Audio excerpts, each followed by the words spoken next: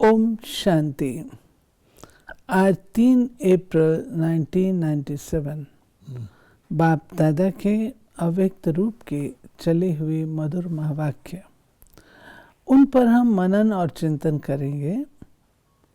मुरली का विषय है पुराने संस्कारों को खत्म कर अपने निजी संस्कार धारण करने वाले एवर रेडी बनो।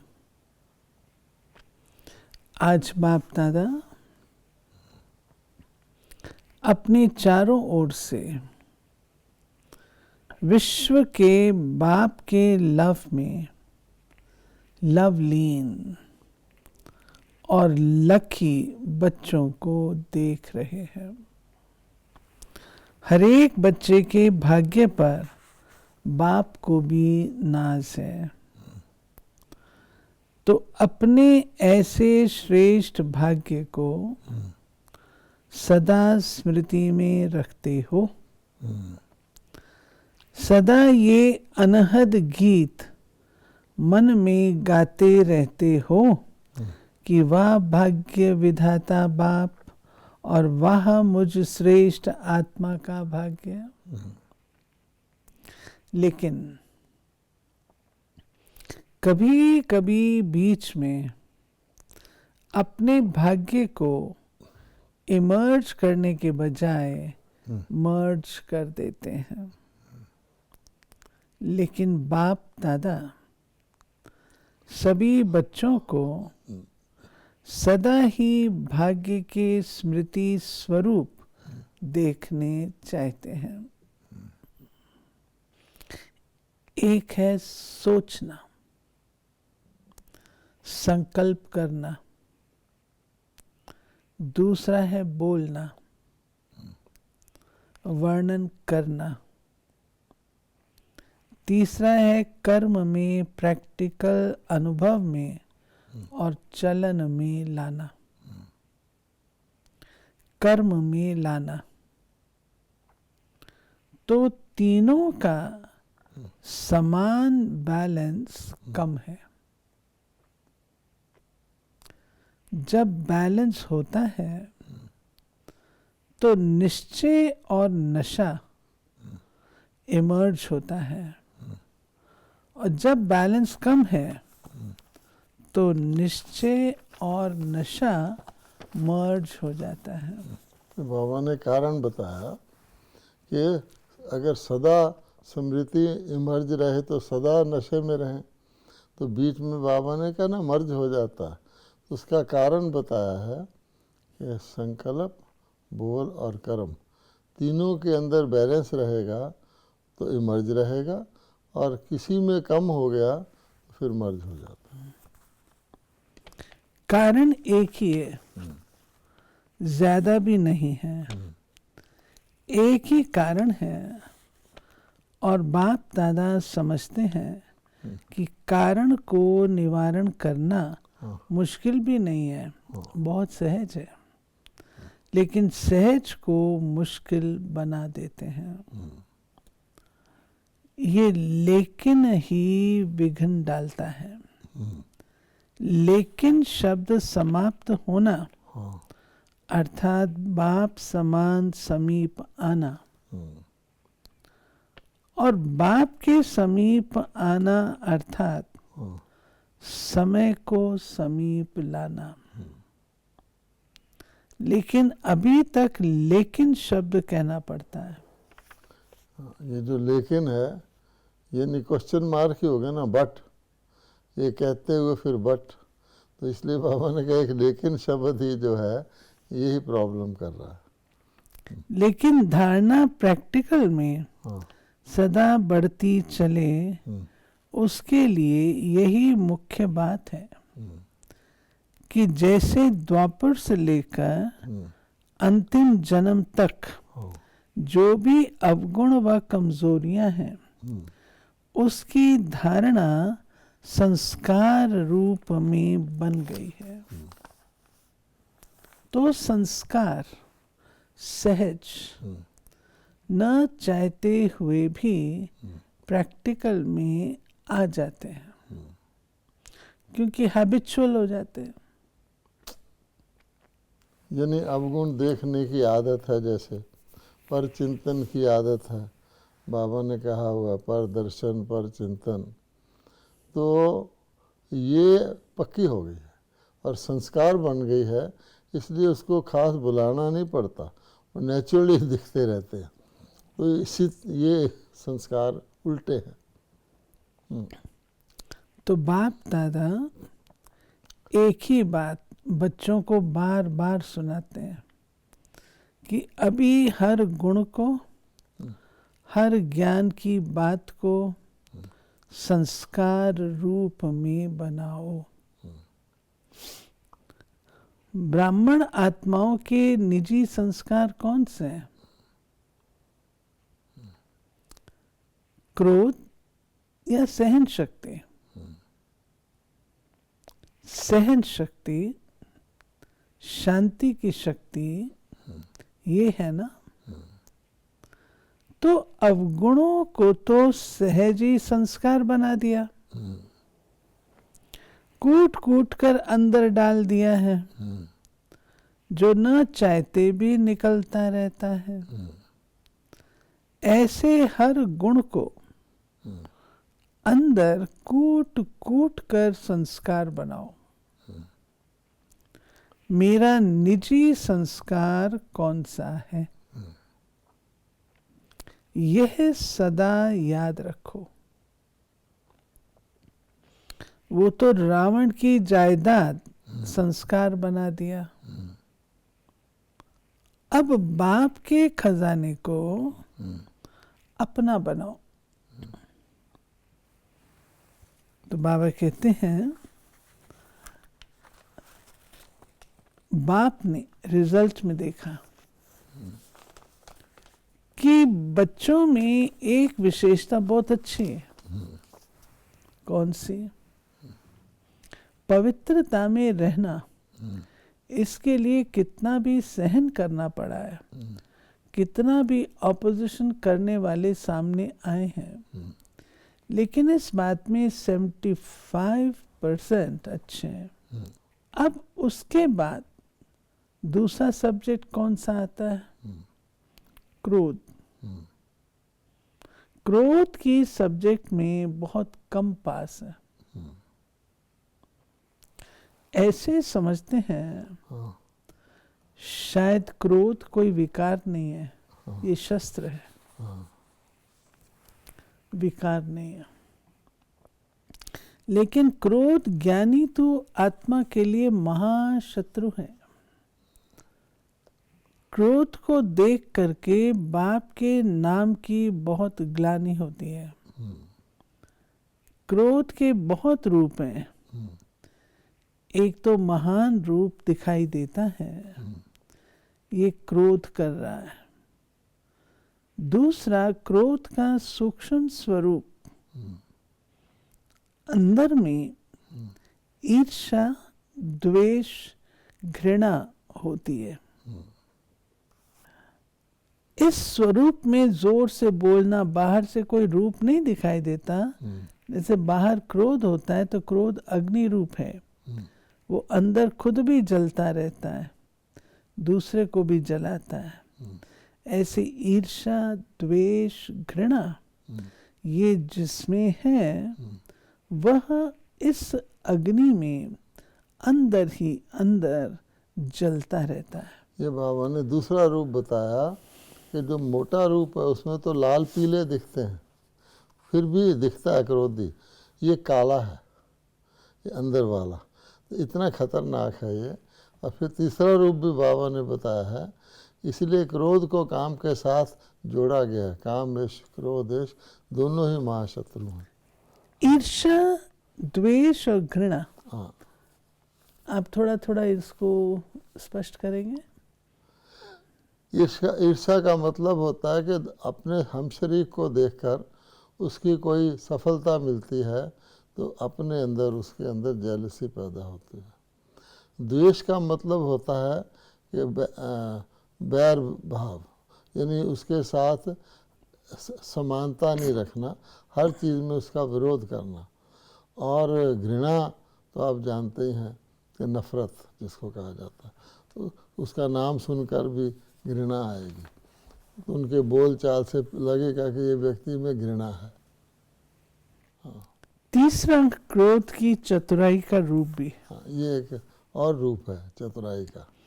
ऐसे समझते हैं, हाँ वह कहते हैं कहाँ कहाँ सीरियस होना ही पड़ता है, हाँ कहाँ कहाँ लॉ उठाना ही पड़ता है कल्याण के लिए। हाँ अभी कल्याण है या नहीं हाँ वो अपने से पूछो। हाँ बाप दादा ने किसी को भी अपने हाथ में लॉ उठाने की छुट्टी नहीं दी है। हाँ क्या कोई मुरली में कहा है कि भले लॉ उठाओ? हाँ बाप दादा ने जो सुनाया, हर गुण को निजी संस्कार बनाओ, कि शांत स्वरूप में रहना, सहनशील बनना, ये तो मेरा संस्कार बन गया है। बाबा कहता है कि अब जो अब ओरिजिनल अपने संस्कार गुण है उनको संस्कार बनाओ, और जो अवगुण है उसको संस्कार नहीं गिनो, वो बन चुके हैं। क्रोध की रिपोर्ट बहुत आती है, छोटा बड़ा भिन्न भिन्न रूप से क्रोध करते हैं।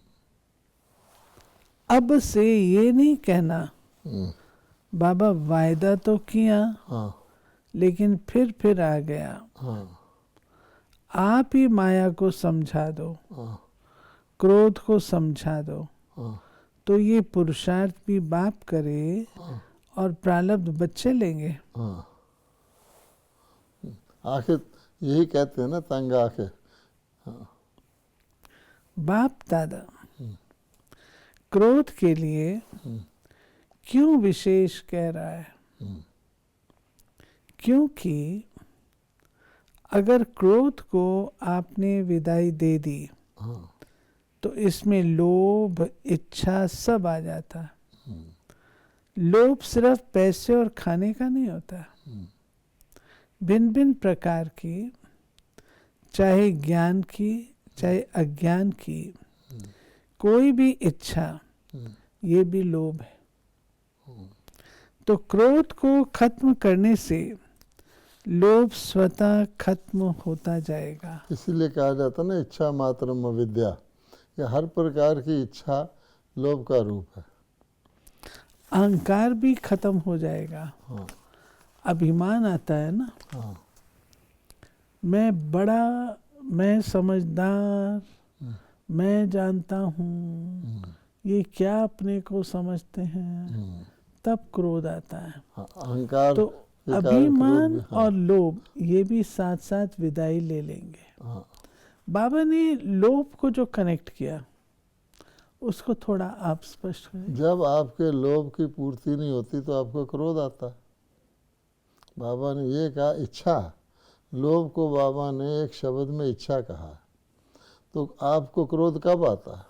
जब आपकी किसी इच्छा की पूर्ति नहीं होती। तो अगर आप क्रोध को जीत लेंगे तो लोभ आप ही जीता जाएगा।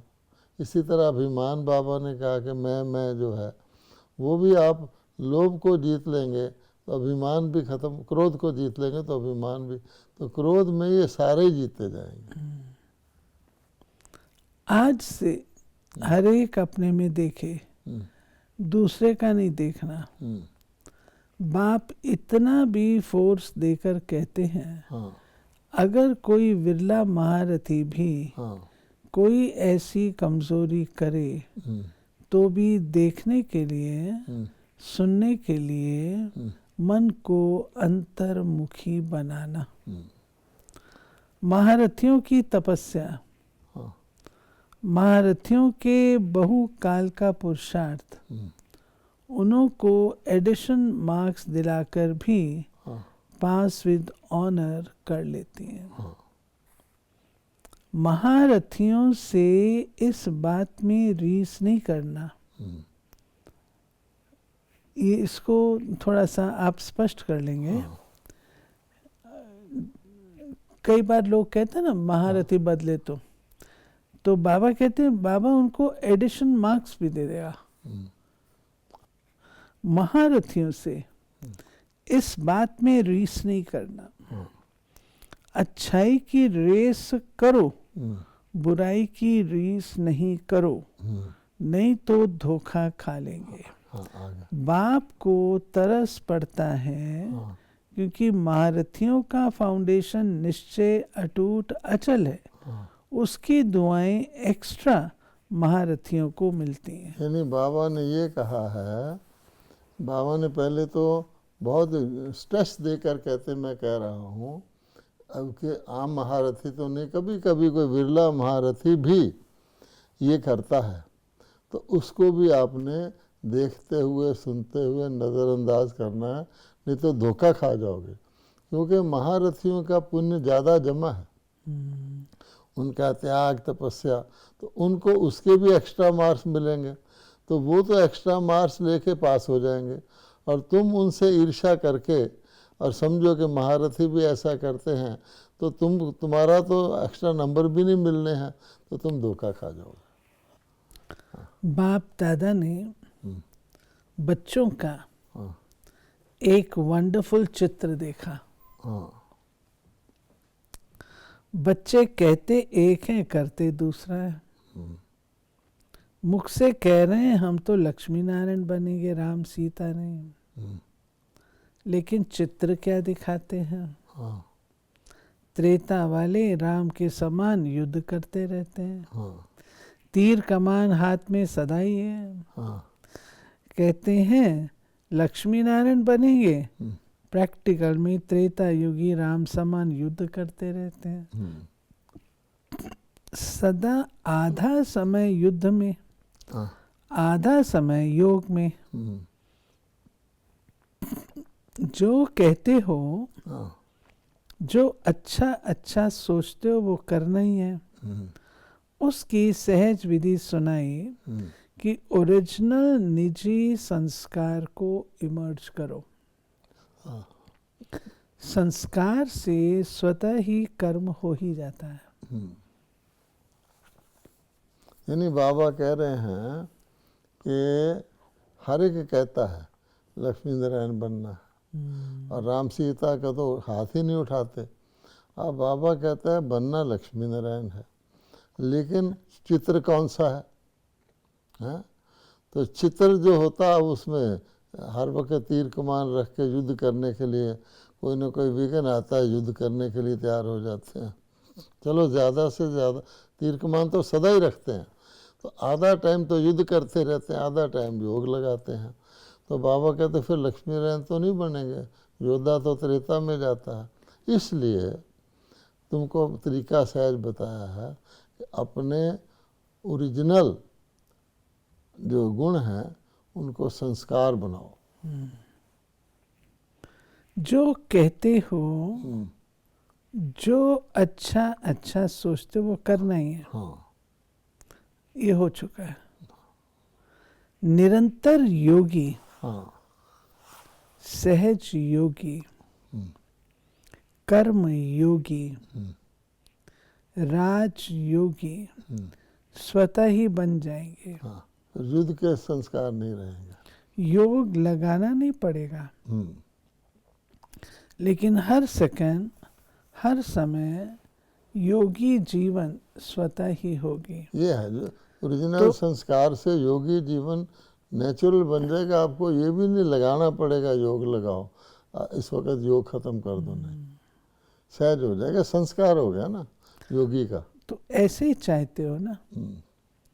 ज्ञान, योग, धारणा और सेवा, इन चारों सब्जेक्ट का सार दो शब्द है।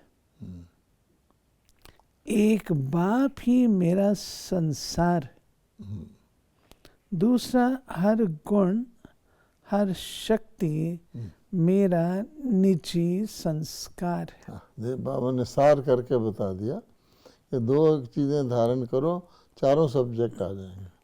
तो दो शब्द याद रखना, संसार और संस्कार। कल वतन में एडवांस पार्टी इमर्ज हुई थी। बाप दादा से पूछ रहे थे, हमें जिस सेवा के अर्थ निमित्त बनाकर भेजा वो सेवा कब शुरू होगी? मेजॉरिटी अच्छे ते अच्छे योगी तू आत्माएं, ज्ञानी तू आत्माएं, महावीर भी बहुत एडवांस पार्टी में गए हैं। विशेष योग की सब्जेक्ट में आगे रहने वाली ऐसी आत्माएं योग बल से जन्म देने के निमित्त बन नई सृष्टि की स्थापना करेंगे। बाबा ने कहा एडवांस पार्टी का खास रोल ही क्या है कि एक नई विधि जन्म देने की शुरू करेंगे। खुद का जन्म तो वर्तमान तरीके से होगा, लेकिन उनका योग बल ऐसा होगा कि योग बल से संतान पैदा करने की विधि शुरू करेंगे। बाबा ने कहा इसलिए बड़े बड़े महारथी और ख़ास तौर पे योग के सब्जेक्ट में स्ट्रॉन्ग वो एडवांस पार्टी में गए हैं। अब वो पूछ रहे हैं बाबा से वतन में कि बाबा हमारी ये सेवा कब शुरू होगी। बड़ा एक क्रूशियल सब्जेक्ट है। हाँ, बाप दादा ने तो मुस्कुराते हुए उनको दूसरी बातों में बिजी कर दिया। बाबा ने टाल दिया, उनको उत्तर ही नहीं दिया। हाँ, क्योंकि कब का रिस्पॉन्ड बाप दादा को अकेला नहीं करना है। हाँ, आप सभी को करना है। हाँ, जब आप कहेंगे एवर रेडी तब उनकी सेवा आरंभ होगी। हाँ, इसीलिए विनाश का समय कभी भी फिक्स नहीं होना है, अचानक होना है। बाप दादा ने पहले से इशारा दिया है, उस समय नहीं उलझना देना कि बाबा थोड़ा इशारा तो देते। अचानक होना है, एवर रेडी रहना है। तो मन से वायदा करके दिखाना कि हम सब पुराने संस्कार खत्म कर अपने निजी संस्कार धारण करने वाले एवर रेडी आत्माएं। ठीक है, करेंगे, छोटी छोटी बातें खत्म करो। ऐसे लगता है जैसे 60 साल का बुजुर्ग और बच्चे माफी गेंद से खेले। अच्छा नहीं लगता। गेंद क्या, मिट्टी से खेलते हो, देमान की मिट्टी से खेलते हो। अभी ज्ञान रत्नों से खेलो, गुणों से खेलो, शक्तियों से खेलो, मिट्टी से नहीं। किसी भी प्रकार का देह अभिमान मिट्टी से खेलना है। सुना वतन का समाचार सुना? आप सभी की यज्ञ माता सरस्वती माता, उसने विशेष सभी बच्चों को याद प्यार दिया है। यही महामंत्र याद कराया कि अब घर चलने की तैयारी करो, किनारे सारे छोड़ो, चलो उड़ो। यज्ञ माता से प्यार है ना? फिर बाबा ने ड्रिल कराई। आज टीचर्स भी आई हैं ना? हाथ उठाओ टीचर्स, जो खास प्रोग्राम प्रमाण भट्टी में आई वो हाथ उठाओ। विशेष टीचर्स प्रति बाप दादा सदा खुश होते हैं, चाहे बड़ी चाहे छोटी, लेकिन अपने जीवन के लिए फैसला करने में बहुत ही अच्छे अपने जज बने। जो फट से अपने जीवन का फैसला किया कि मुझे यही सेवा की जीवन व्यतीत करनी है। सिर्फ घबराना नहीं, घबराना काम कमजोरों का। आप तो बहुत बहादुर हो, महावीर हो, इसलिए घबराओ नहीं। दिल छोटी कभी नहीं करो, बड़ी दिल। बड़े बाप के बच्चे हैं ना, छोटे बाप के बच्चे हैं क्या? तो छोटी दिल नहीं, ना छोटी दिल करो, ना छोटी छोटी बातों में घबराओ। कोमल नहीं बनना, महावीर बनना। कभी भी चेहरे पर कमजोरी का, कोमलता का चिन्ह ना हो। निर्माणता अलग चीज है, कोमलता अलग चीज है। निर्माण भले बनो, कोमल नहीं बनो। बातों की परवाह नहीं करो, कभी हर्षित मुख चेहरा बदलना नहीं चाहिए। सदा मन तन मुस्कुराता रहे, समझा? कमाल करके दिखाएंगी। कभी भी मन मुरझाए नहीं, मुस्कुराता रहे। तो सदा मुस्कुराते रहना, तभी आपके पूज्य स्वरूप में यादगार बन जाएगा। अच्छा, चारों ओर के सर्व बाप दादा के लवलीन आत्माएं, सर्व बाप के सेवाधारी आत्माएं, सर्व सहज पुरुषार्थ को अपनाने वाली श्रेष्ठ आत्माएं सदा बाप समान बनने के लक्ष्य और लक्षण को समान बनाने वाली बाप की समीप आत्माओं को बाप दादा का बहुत बहुत याद, प्यार और नमस्ते। तो इस मुरली का हमने सार क्या निकाला? यही कि जैसे पुराने रावण के संस्कार बुरी आदतों को अपना संस्कार बना लिया है तो नेचुरली प्ले करते हैं, अब ना चाहो तब भी काम कर जाते हैं। ऐसे ही अपने ओरिजिनल एक एक गुण को अपना निजी संस्कार बनाओ तो आपका सारा जीवन नेचुरल राजयोगी का हो जाएगा। मूल बात है कि अपने संस्कारों के ऊपर हम अटेंशन दें, मूल संस्कार, ईच ओरिजिनल गुणों को संस्कार बनाए, गुणों को संस्कार बनाना। ओम शांति।